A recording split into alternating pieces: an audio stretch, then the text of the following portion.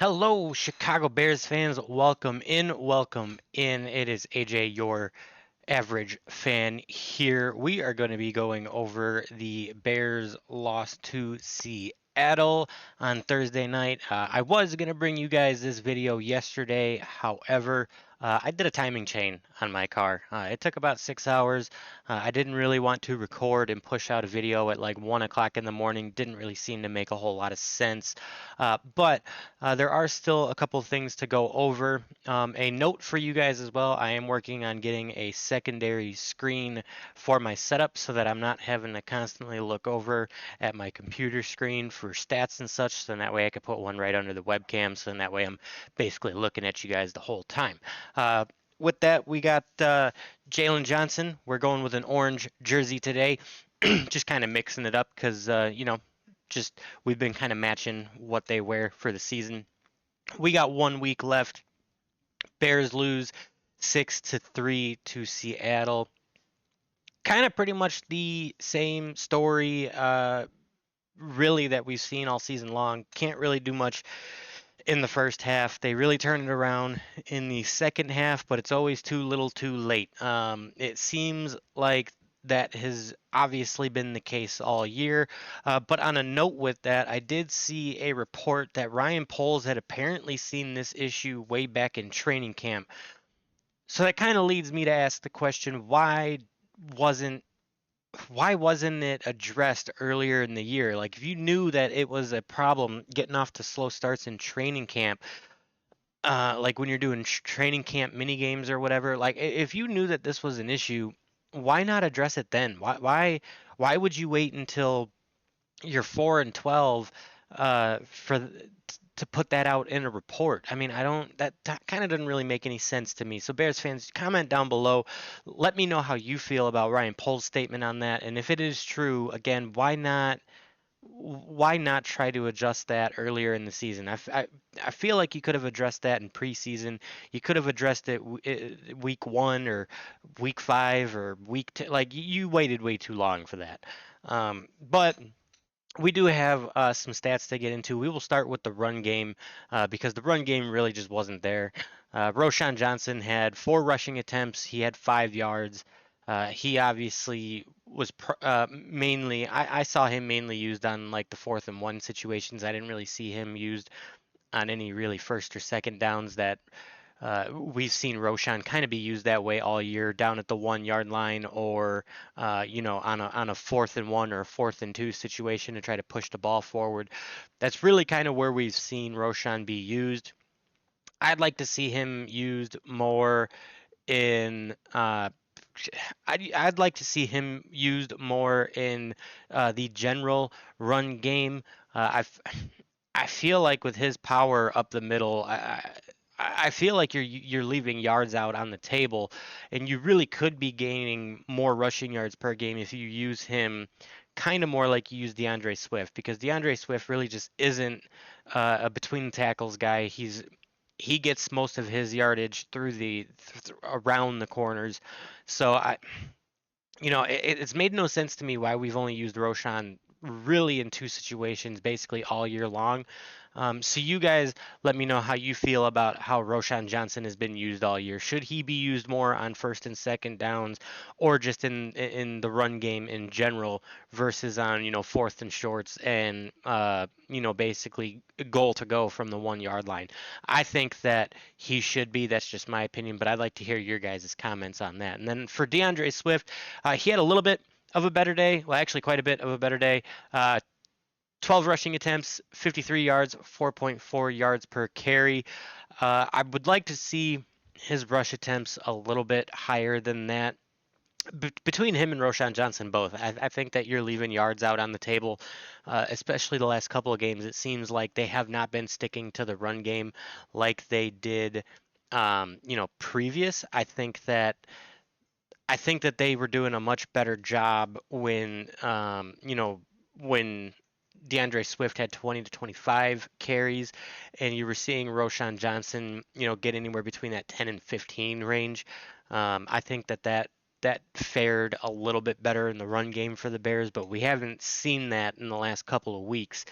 So Obviously, I'd like to see that in the last week, but I would also like to see that addressed going into 2025. You need to have better run game planning, better run game execution throughout the game. And again, like I said, we had seen that throughout the season where they were getting more carries, and the run game and the pass game was a little more balanced. So I'm really kind of curious as to why they were kind of going away from that.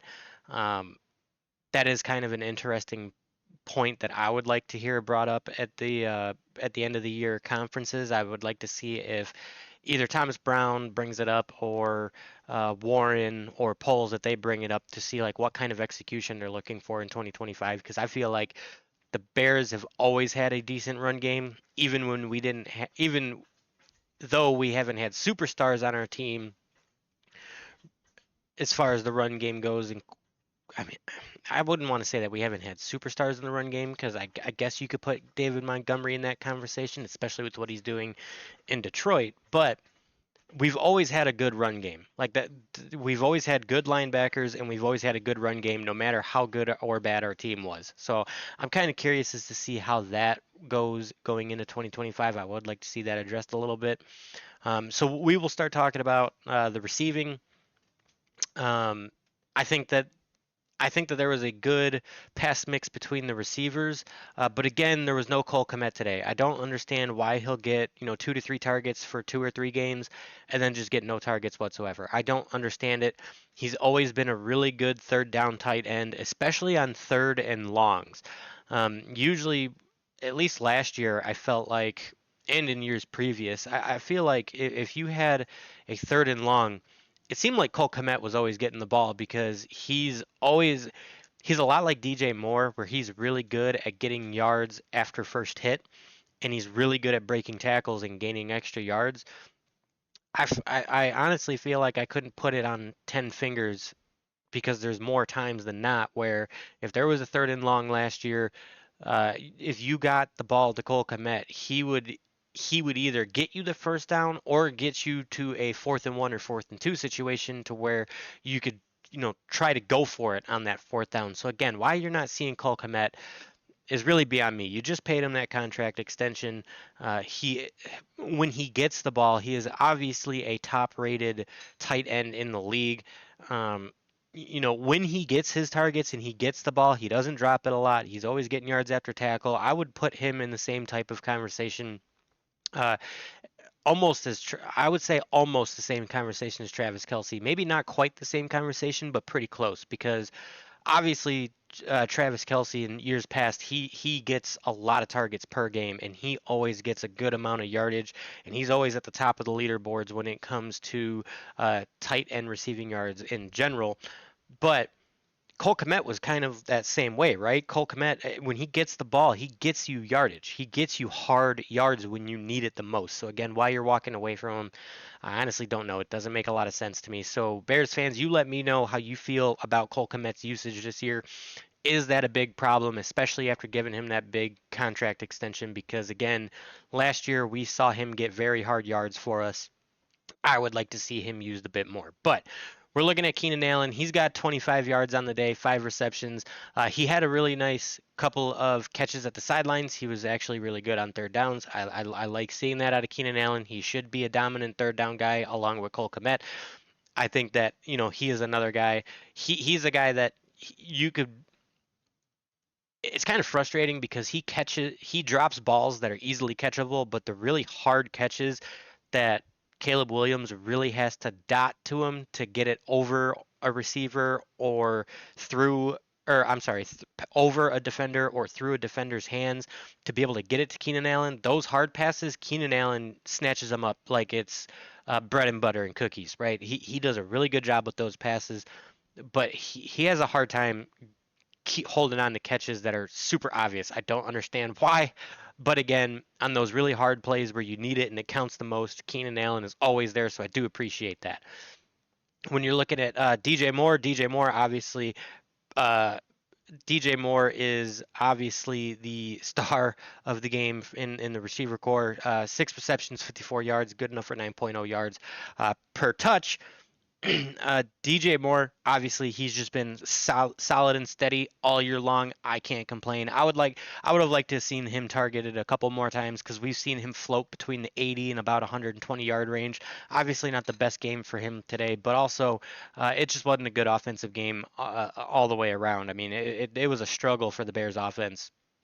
And so obviously, I could attribute the receiving yardage to that too. I wouldn't say that that's all on DJ Moore, but obviously, um, DJ Moore continues to be the number one wide receiver on the Chicago Bears.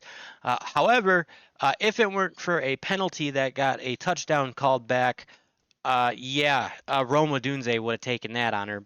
He had one reception for 15 yards. It should have been two for like 45. He had a really nice catch in the end zone. Obviously, he was wide open, but I mean, Caleb on the run threw an absolute dime piece to him. It got called back from a penalty, which then resulted in a field goal, which was the only points that the Bears scored. But again, other than this game, we've seen Roma Dunze on the up and up basically all season long. I'm really excited to see what him and DJ Moore could do year two because that pairing really reminds me of when we had Robinson and then when we picked up Darnell Mooney. Roma Dunze and DJ Moore remind me of those two quite a bit because when right before we got Darnell Mooney, Robinson was our obvious number one. He was double teamed all the time. And then we got Darnell Mooney, and it took a lot of attention off of Robinson. So both Mooney got a good amount of catches and yards, and then Robinson got a good amount of catches and yards because you took that double team away. So I'm hoping with Rome Odunze going into year two, that opens up the pass game for both Rome and DJ Moore. And then if Keenan Allen comes back, because he's already stated publicly that he would love to come back to Chicago because he knows that, on paper, the guys that they have the talent there. And I 100% agree with them. The talent is there. You just got to work out this offensive line problem because if it weren't for the offensive line problem, I honestly think that the Bears' record would be flipped. I think that they could be 12-4 right now. And I think most of that is their offensive line. Obviously, the last few weeks, the defense has kind of struggled quite a bit. So the interior defensive line also has that struggle. I wouldn't really say that it's so much your linebackers in the secondary as it is, your interior line letting up a lot of gash plays when it comes to the run game. But again, I do think that though that when we talk about that, I will bring this point up later when I go a little bit more into detail. I do think that Ryan Poles does have a legitimate shot at flipping that in just one off season. But before we get into that, we will talk about Caleb Williams in his day. His interception streak or non-interception streak has come to an end, which thank God. In this last game that we have coming up in Green Bay, I want to see him be very aggressive. I want to see him throw a ball, a contested ball. I want to see him throw in a double cover. I want to see him take more chances. He's been way too conservative, and part of that is also, I mean, part of that is the offensive line just kind of allowing pressure to get to him very quickly. Some of that is him holding onto the ball too long, trying to get a play to develop downfield. So it's just a combination of things, really.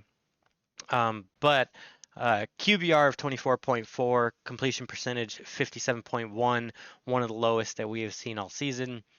Passing yards 122, touchdown 0, interception 1. So obviously not the greatest day. We did see an uptick in the second half. It was better in the second half, but obviously they couldn't get downfield for a touchdown or more points. They almost did at the end of the game, but again, time management kind of reared its ugly head for us. That is what it is. Obviously, we know that we'll be getting new coaches in the offseason. But yeah, Caleb Williams. He's been awfully conservative for a lot of the year. I would like to see him be more aggressive. I think that he should be more aggressive. I think that he will be more aggressive. I think that he was kind of holding on to that non-interception record in the back of his mind. I think that that was kind of playing a part, maybe. But if you look at how he's progressed in the time when he wasn't turning over the ball, he was progressing pretty much week over week. You saw a couple of weeks where he got touchdowns in there and he wasn't turning over the ball. You saw a couple of 300 plus yard games. I think he's got 4 or 5 of them, which that is excellent for a rookie season. A lot of people want to say that a lot of people are comparing him to Jaden Daniels and saying that one is a bust and one is a clear rookie of the year contender.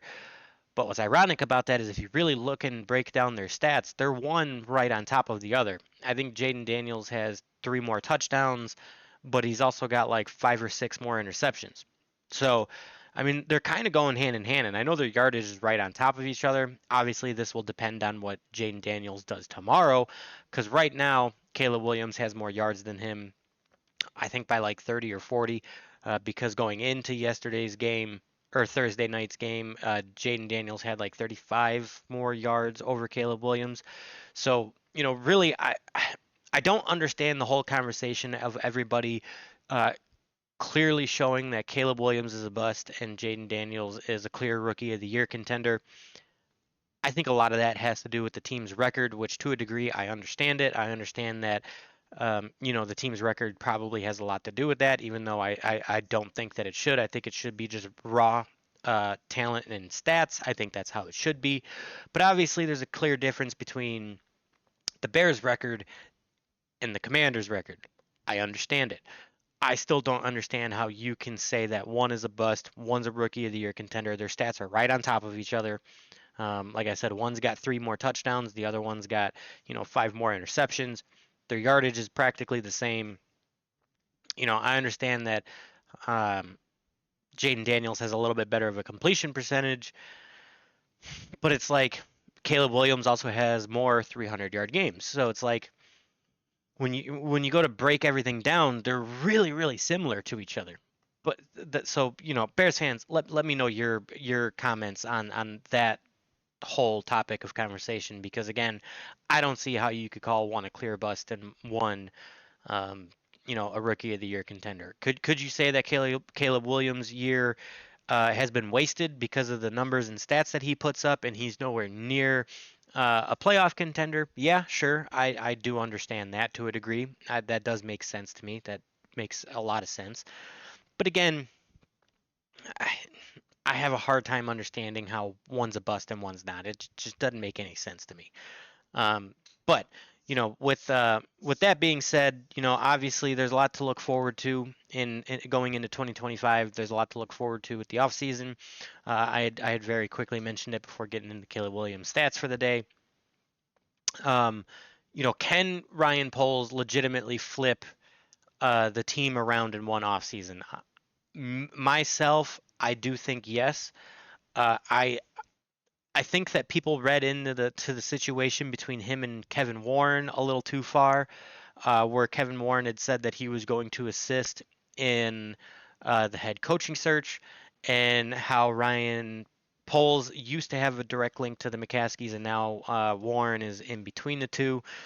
I understand how that could be very frustrating for Ryan Poles, but at the same time, I do think if it wasn't for Warren, I don't think that Eberflus would have been fired. I think that he would have rode out the rest of the season. So at the same time, I do think that Warren is actually there to give Poles everything he needs and give him a little bit of a confidence boost, right? Because Matt Eberflus didn't work out. Um, your your offensive coordinator didn't work out. So really, I understand that Ryan Poles is in a tough place. He might be, frustrated, upset, and everything else. I do think that Warren is more there for support than anything. So I do think that, with the draft capital that you're going to have going into the draft, uh, depending on how, um, depending on how the free agent market tends shapes up going into the offseason, and also obviously via trade, you could do a lot too. What can you do between those 3 areas? Obviously, you want to focus on your offensive line first. I have brought it up time and time again. I think it's the left side that has more of a problem than the right side, along with your center, but then also your interior defensive line. You have a lot of draft capital. You can make some moves with trades. Also, there's a lot where you could get maybe a 1 or 2 year rental player so that you can obviously bolster those positions in the draft in the next year or two, maybe 3 years, if you could get a player on a 1 or 2 year deal that's a little older but a veteran, still a good player.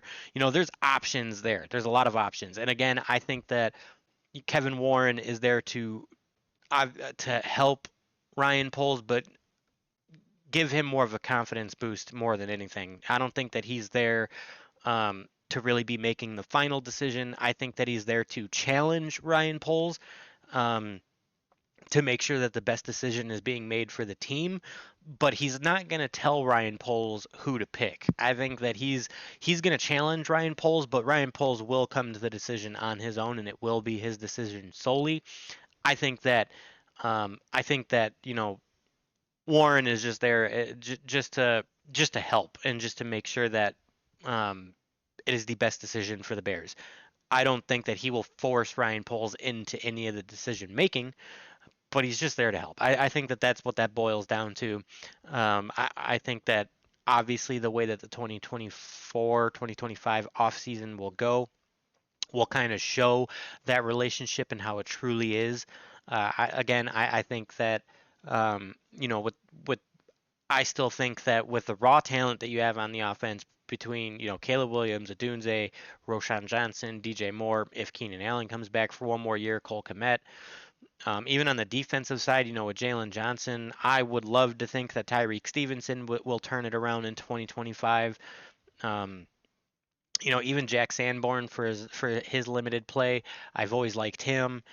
There is raw talent on both sides of the ball, and I do think that that is quite attractive for a coach, especially if once you hire your head coach, if your head coach and Ryan Poles comes together and they have a really solid game plan for the offseason on how they're going to tackle all the issues. That's where I agree with a lot of analytics and a lot of podcasts and a lot of talk shows saying that the Bears should be the most desirable destination in this offseason because, if you take assuming that the Bears lose a 4-13 team and you turn them into a 13-4 team and you're in the playoffs, you are instantly the best Chicago Bears head coach outside of maybe Lovie Smith and Mike Ditka. You are 100% the clear best Chicago coach of all time. If you turn the team around in 1 year or well maybe even 2 years, if you turn it around that quick, you are instantly one of the best Bears coaches, and you will instantly be loved by all the players, the entire city. You would be the guy that cements a legacy, kind of like what Dan Campbell is doing in Detroit, right? Obviously, it took them a little bit longer to get there. It took them, 2.5 to 3 years to get there. But look at the team that he's built, along with their GM and everything that they've done. He's going to go down as one of the greatest in Lions history of all time. And if he gets a Super Bowl either this year or next year, I mean, yeah, he's going to be the best Lions head coach of all time, bar none, no questions asked. That's where it makes Chicago really, really desirable, in my opinion, because you could cement yourself with that type of legacy, and everybody in Chicago instantly loves you if you show that type of turnaround in a year or two. It is instantaneous love from everybody. So Bears fans, I want to know your comment on that as well. Let me know down in the comments what you feel about that. Um, and also with the whole Ryan Poles and Kevin Warren situation, do you honestly think that Kevin Warren is going to make decisions over Poles, or is he more or less just going to challenge him just to make sure that it's the right decision? But inevitably, Ryan Poles comes to that decision himself. Let me know how you feel in the comments below. But with that, Bears fans, we got 1 week left. We play Green Bay on I think the 5th, Sunday the 5th. Um, so with that, Chicago's Bears fans, again, I hope that you guys really enjoyed your Christmas. I hope that you guys have a happy New Year. This week, the videos should return to normal since we play again on next Sunday. So I will be doing the regular stuff where we go through the media stuff on Monday. We go through the injury report on Wednesday. We do the keys to the game on Friday. So this week we should be returning to normal scheduling. And then also we got some Cubs stuff coming up. We got some Blackhawks stuff coming up because there are some things that I want to talk about on that front. But Bears fans, as always, bear down. Leave your comments below. I will catch you guys in the next one.